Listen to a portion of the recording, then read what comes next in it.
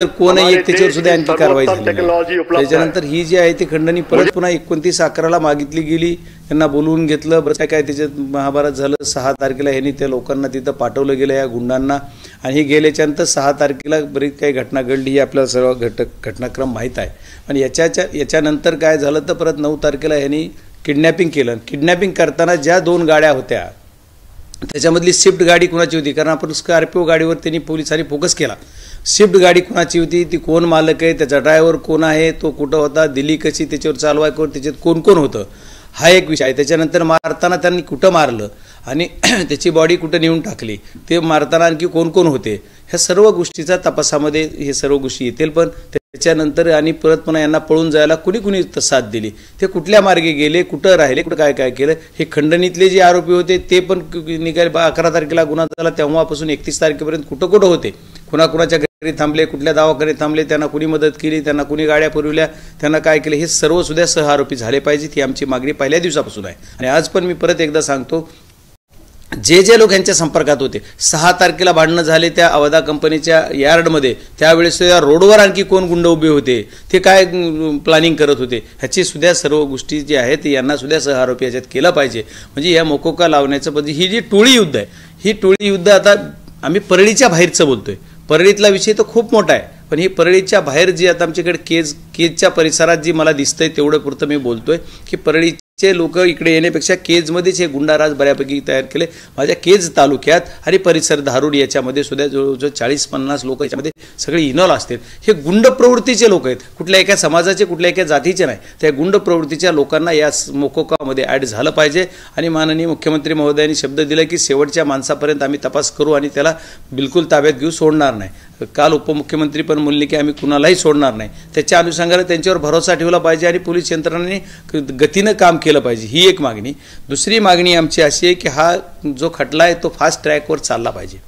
याच्यासाठी जो वकील आहे तो, माझी प्रत्येक वेळेस वारंवार मागणी आहे, उज्ज्वल निकम साहेब जर नाही म्हणत असले किंवा त्यांचा होकार येत नसेल लवकर, तर आमचं म्हणणं आहे की आम्ही विनंती करू, पण सतीश माने शिंदे या वकिलांना याच्यात घेतलं पाहिजे। कुटुंबाची मागणी आहे, माझी नाही आहे, आणि कुटुंबाने मला सांगितलेलं म्हणून मी कुटुंबाच्या वतीनं पण बोलतोय, कुटुंबाची पण मागणी आहे। आणि सरकार असेल, पोलीस असेल, यांना माझी विनंती आहे की तुम्ही आमच्या राजकीय मंडळी असेल किंवा समाजातले जे काही घटक असेल त्यांचं किती ऐकायचं हा तुमचा भाग आहे, आमचं सूचना करणं काम आहे, आम्हाला आमच्याकडे जे इनपुट येतात ते सांगणं काम आहे।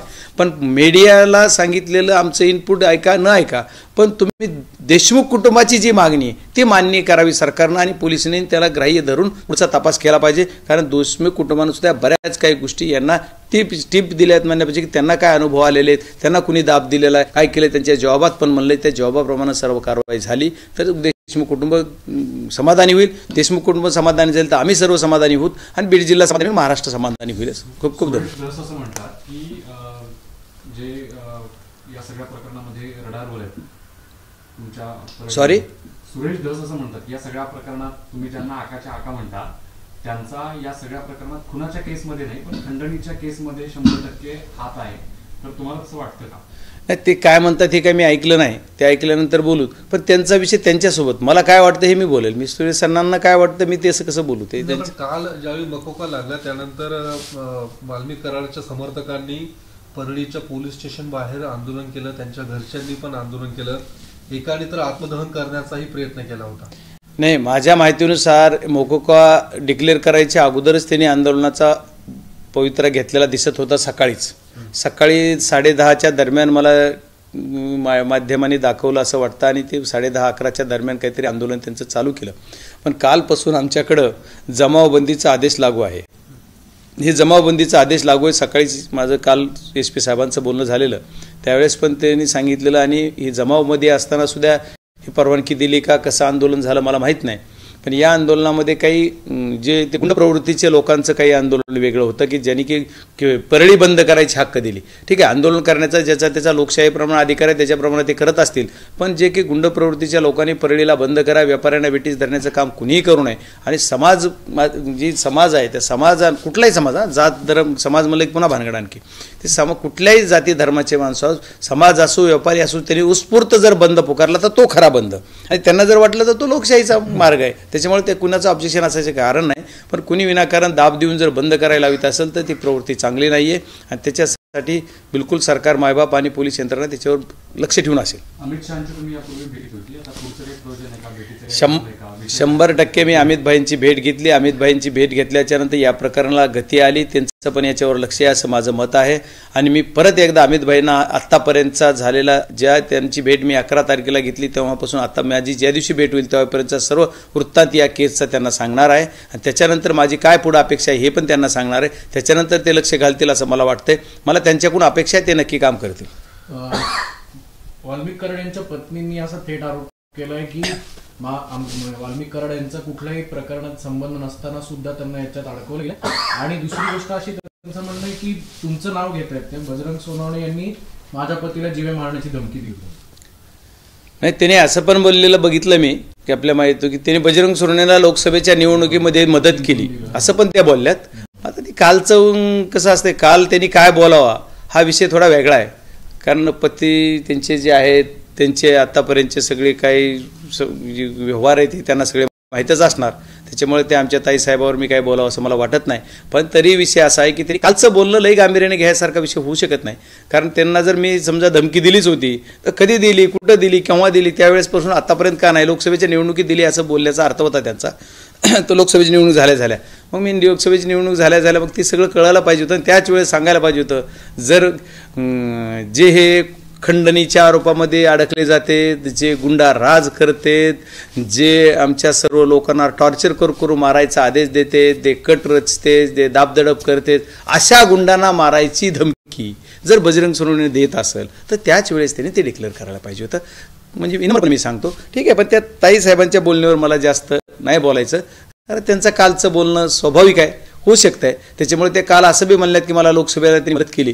जर तसं असेल तर मग त्यांनी पंकजा ताईला पण सांगितलं पाहिजे की माझ्या नवऱ्यानं बजरंग सोनवणेंना मदत केली. गुले चाटे सांगायला आपण बघतो की बेड्या घातल्या जातात, पण दुसरीकडे या सगळ्या प्रकरणात जे आरोपी आहेत वाल्मिक कराड, त्यांना मात्र बेड्या त्यांच्या दिसत नाही. VIP ट्रीटमेंट दिली जाते अशा पद्धतीचा दावा केला जातो. तर या सगळ्या पाठीमागे दहशत आहे की धनंजय मुंडेंचा दबाव? नाही, आता याच्यामध्ये काय आहे सांगता येत नाही. ती आजारी आहेत का, त्याच्यामागं काही शक्ती आहे का, त्यांचं काय आहे. पण याचा अर्थ असा असेल की ते आरोपी जे झाले ते काल आलेत मोकोकामध्ये. त्याच्यामुळे मोकोकामध्ये आल्याच्या नंतर बेड्या घालायचा असं काही एखाद्या वेळेस नियम असू शकतो.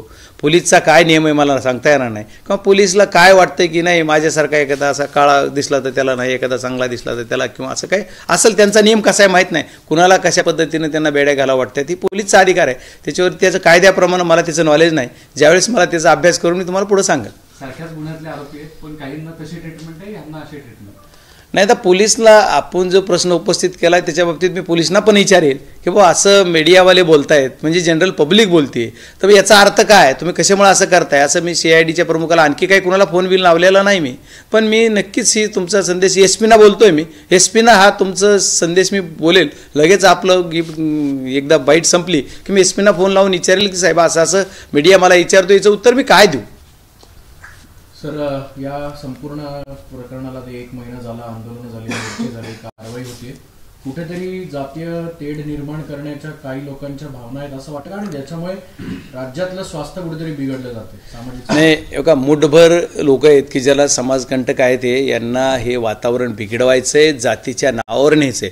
गुन्हेगारला जात नसती, काय नसते, विनाकारण. आता कोण म्हणतंय की एक समाज ह्या समाजाचा असं, या बिलकुल हे चुकीचं आहे. ह्या कोण जे हे करतायत हे खूप वाईट कृत्य, किंवाची नियतच साफ नाही आहे. नाहीतर बीड जिल्ह्यातला वंजारा समाजसुद्धा खूप प्रांजळ आहे, चांगला आहे. हे का, मतं कुणाला करायचा हा अधिकार आहे. पण बजरंग सोनवणेला जर वंजारा समाजानं मतं केली नसते ना, निवडून नसतो आलो मी. त्याच्यामुळे मी वंजारा समाजावर कधीच दोष देत नाही. माझे जीवाभावाचे कार्यकर्ते आहेत, मी त्यांच्यासोबत आहे. माझ्यासोबत 25-25 वर्ष झालं काम करतायत. काही बरेच 12 सरपंच माझ्या केस तालुक्यात माझे समाजाचे होते. आतासुद्धा काही जे सरपंच होते त्याच्यातल्या जवळपास 90% सरपंचांना माझं काम करता आलं नाही. पण मी त्यांना कधी नाराज केलं नाही, त्यांना कधी दूर ढकललं नाही. आणि आजसुद्धा लोकसभेला ज्या सरपंच मी ज्यांना ग्रामपंचायतला मदत केली, ग्रामपंचायतला निवडून आलेत, माझ्या नावाखाली निवडून आलेत, माझ्या पॅनलमध्ये निवडून आलेत, त्या सरपंचाला सुद्धा मी लोकसभेला तू माझं का काम केलं नाही, तू आता माझ्याजवळ यायचं नाही असं बोललो नाही. ते आजही माझ्यासोबत आहेत. आत्ता काल सुद्धा माझ्यासोबत, माझं तुम्हाला वाटलं तर इथलं सीसी फुटेज दाखवतो, माझ्याकडे काल येऊन गेले, आज नाही तिथं की. आणि दररोज माझ्यासोबत गाडीत वंजारा समाजाचे कार्यकर्ते आहेत. याचा अर्थ असा नाही की वंजारा समाज आणि ह्यांची सर्वांची कुणाला तरी फक्त जातीच्या आड का पडायचं आहे. आता कोणतरी म्हणतं की, आता मला त्याच्यावर जास्त बोलायचं नाही, पण कोणतरी म्हणतं की या जातीचं असं झालं, त्या जातीचं हे चुकीचं आहे, जातीपात काही नाही. या सगळ्या घटनेनंतर अजित पवारांनी त्यांच्या राष्ट्रवादी काँग्रेसची बीडची कार्यकारिणी ही बरखास्त केलेली आहे. काय तुमची काय यावर नेमकी प्रतिक्रिया की नाही, मी काय बघितलं नाही, पण दादानी ही कारवाई करायला एक तर वेळ केला आणि वेळ केला ती करू देत. अरे पण तुम्ही करतानाच एकाच मतदारसंघात काय काय दिलं. जिल्हा परिषद अध्यक्ष परळी मतदारसंघ, पक्षाचा अध्यक्ष परळी मतदारसंघ, महिला अध्यक्ष परळी मतदारसंघ. ह्यावेळेस त्या दादाने त्यावेळेस जरा बघायला पाहिजे होतं की कुठं कुठं काय द्यायचं. असं काही काही गोष्टीत पण आता ही करताना बी जरा उशीर झाला का काय असं वाटतंय. पण आता तो त्यांचा अधिकार आहे, त्याच्यात मी कसं बोलणार. आता अजितदादांच्या पक्षात काय करावं दादानी, तो दादांचा अधिकार आहे, दादावर मला नाही बोलायचं. पण आता हे मकोका लागला इथपर्यंत झालं सगळं. आता तुमची मागणी अजूनही तीच असणार आहे की मुंडेंनी राजीनामा. माझी मागणी पहिल्या दिवसापासून आजपर्यंत शेवटपर्यंत एकच आहे की संतोष देशमुख यांच्या हत्येच्या संबंधित जे जे कुणी आहेत, जी तुम्हाला चेन मी पहिल्यांदा सांगितली, सर्व चेन ज्यांनी कुणी मदत केली, ज्यांचा शेवटच्या क्षणापर्यंत यांना अटक होईपर्यंत बी ज्यांनी यांना सपोर्ट केला, ही कट ज्यांनी रचला आहे, याच्यामध्ये जे कुणी सामील असतील त्या सर्वांना शिक्षा झाली पाहिजे, सर्वांना फाशी झाली पाहिजे. याच्यात जे इन्व्हॉल्व आहेत त्यांना आणखी मोकोका लावला पाहिजे. यांना काय मर्डरच्या केसमध्ये, खुनाच्या केसमध्ये ॲड झाले पाहिजेत, हीच माझी मागणी. यांना फाशी झाली पाहिजे आणि तोपर्यंत मी या प्रकरणाच्या शेवटपर्यंत फाशी देईपर्यंत यांच्यासोबत आहे. राजीनामा काय मुंडेंनी राजीनामा अजून त्याच्यावरती दादाही काही. हे बघा, मी काय म्हणतो, कुणी बऱ्याच लोकांनी सांगितलं की नीतिमत्तेनं राजीनामा द्यावा, बऱ्याच जणांनी सांगितलं की यांचं कर्तव्य म्हणून राजीनामा द्यावा, कुणी म्हणले की यांच्याशी संबंधित आहेत माझे राजीनामा द्यावा. वेगळ्या समाजातून मागितला, वेगळ्या पद्धतीनं राजीनामा मागितला.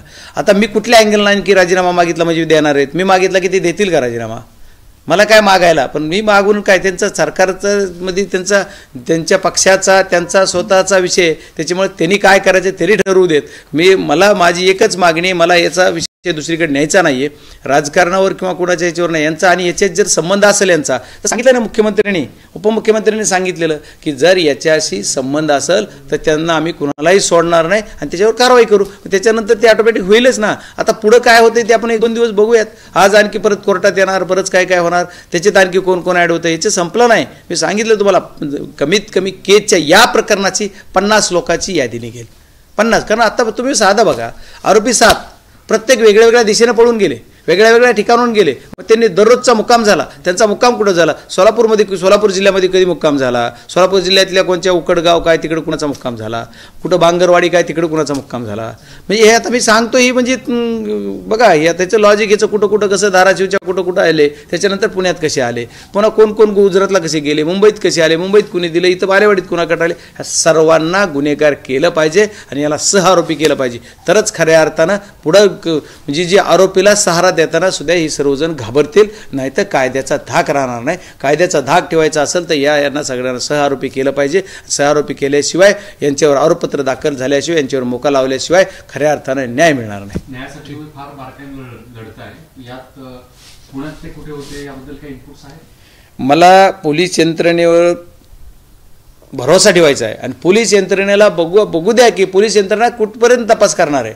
पोलीस यंत्रणेला कळलं पाहिजे नाही. पोलीस यंत्रणेचा तपास, आता काल मध्येच विषय आले प्रॉपर्ट्या, हार्वेस्टर, हे सगळे विषय आहेत ना. ही एक दिवसाचा विषय नाही. हार्वेस्टरचा विषय कधीचा माहिती तुम्हाला?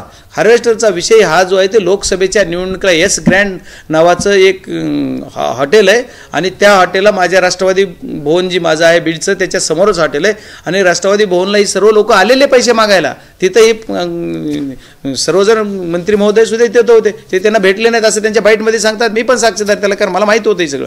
याच्यानंतर त्या लोकांना तिथं मारलं गेलं. मारल्याच्या नंतर त्या लोकांनी बोंबाबोंब केली. पत्रकाराकडे गेले. मी काय बोललो, आता तुम्हाला वाईट वाटू देऊ नका, माफी मागून बोलतो. मी पत्रकारांना बोललो, मीडियांशी, आमच्या प्रिंट मीडिया नाही, आपल्या तुमच्या या मीडियाला पण बोललो, इलेक्ट्रॉनिक मीडियाला पण, यांनी कुणीही तुम्ही दखल घेतली नाही. नाही तर मी लोकसभेच्या वेळेसच, पण मलाही टाईम नव्हता, एवढे दिवस कमी आणि एकटाच वडावडीला सगळीकडे आमच्याकडे नेतेगण कोणी नव्हते, जनरल पब्लिक होती. याच्यामुळे करताना आम्हालाही किंवा आम्हाला सोशल मीडिया फुकट केलेलं आमच्याकडे नाही. आमच्याकडे आपलं जी पोरं सोरं करतील सोशल मीडिया तीच काय म्हणते स्पॉन्सर आमच्याकडे मीडिया नाही. त्याच्यामुळे आपलं सोशल मीडिया जो ते आमचा असाच चाललेला आहे. त्याच्यामुळे ते ही गोष्टीला मी कमी पडलो. पण हार्वेस्टरचे पैसे 8-8 लाख रुपये प्रत्येकाने 140 लोकांनी दिलेत. 11,20 लाख रुपये होतात. आणि ती पनवेलला कुठेतरी दिले, तिथं काही जणांनी सांगितलं. आणखी याच्यात नावं लय आहेत, पण मला घेण्यापेक्षा पोलीस काय करते बघू दे. आता ह्याच्यात कुणी म्हणते पुरावा द्या. आता काय पुरावा आहे? प्रत्येक गोष्टीला पुरावा लागणार आहे का? अरे रडायलेत मरायलेत ह्याची चौकशी तर करा ना. पुरावा नाही सापडला तर सोडा तुम्ही पुन्हा.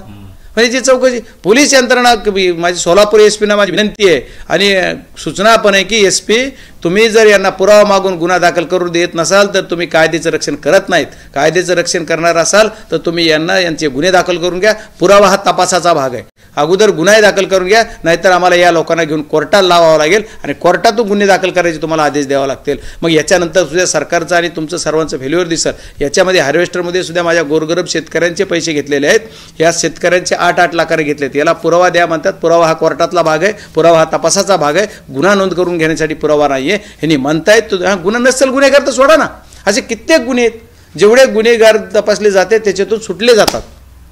मग आता फक्त गुन्हेगारावर गुन्हा दाखल करून घेणे, हार्वेस्टरचा विषय, हे असे भरपूर विषय आहेत. आणखी रीतीचा ह्याचा काय लिस्ट आहे माझ्याकडे आता सगळी. आणखी तुम्हाला सगळे आज सगळी ओपन करायचा विषय नाही आहेत. मला हा फक्त फोकस जो माझा आजचा आहे तो संतोष देशमुख यांच्या हत्येचा आहे. त्याच्यामुळे मला त्याच्या बाहेर जायचं नाही. त्या चौकटीत राहून काम करायचं. याचा एकदा शेवट होऊ द्या. म्हणजे सगळ्या गोष्टीचा लोकांनी मला निवडून त्यासाठी दिले. इथलं अवैध धंदे, गुटखा, मटका, रेती सगळं काढणार जिल्ह्यातलं, काही ठेवणार नाही. चाहे काही हो, माझं मी कुठली भेणार नाही. उद्या काय व्हायचं ते होईल मला माहीत नाही. पण मला एकच माहिती आहे की इथला आमचा जिल्हा स्वच्छ करण्यासाठी मी झगडणार आणि 100% मला यश पण येईल या गोष्टीला असं वाटतं. थँक्यू. खूप खूप धन्यवाद.